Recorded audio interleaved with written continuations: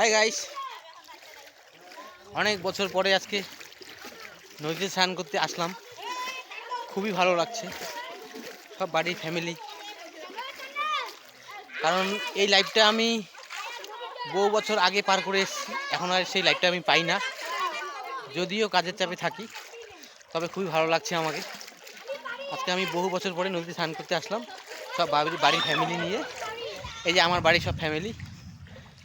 আজকে আমাকে খুবই ভালো লাগছে, কারণ আজকে আমি, এটা আমার বৌদি, এটা আমার দাদা, বাকি সব আমার দাদা শালি, আমার দুটো ভাস্তি আছে। আমি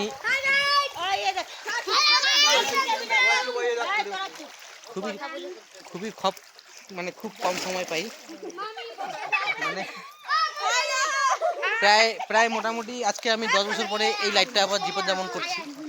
এই লাইফটা আমি অনেক দিন আগে পার করে এসেছি। আমার খুবই ভালো লাগছে, কারণ আজকে আমি 10 বছর পরে নদীতে স্নান করতে এসেছি। এই সব আমার মানে দাদা শালি, বিয়ান, তারপরে আমার ভাস্তি। গভীর জলে এসছো, সব গভীর জলে এসছে। কত কষ্ট করে ভাই ওরকম করে জল খাবে। সবাই হাই করে দাও, সবাই হাই করে দাও, সবাই হাই করে দাও। বন্ধুরা, তোমরা কিন্তু এটাকে আবার পুকুর ভেবো না, এটা সত্যি নদী। আমি তোমাদের লং ডিস্টেন্সটা দেখিয়ে দিচ্ছি। এই যে দেখো, এটা সত্যি নদী, তোমরা এটাকে আবার পুকুর ভেবো না, ঠিক আছে? এটা অ্যাকচুয়ালি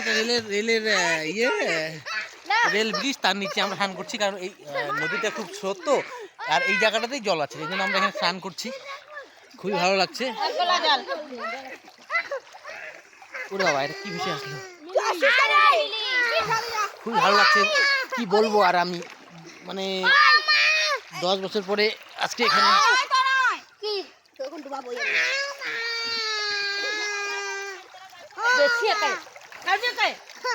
তো টাটা, বাই বাই। আমরা এখন যাবো, কারণ আমরা 2 ঘন্টা ধরে স্নান করছি। খুব ঠান্ডা লেগেছে, কারণ জলটা খুব ঠান্ডা তো। জলটা পাহাড় থেকে আসছে। চলো।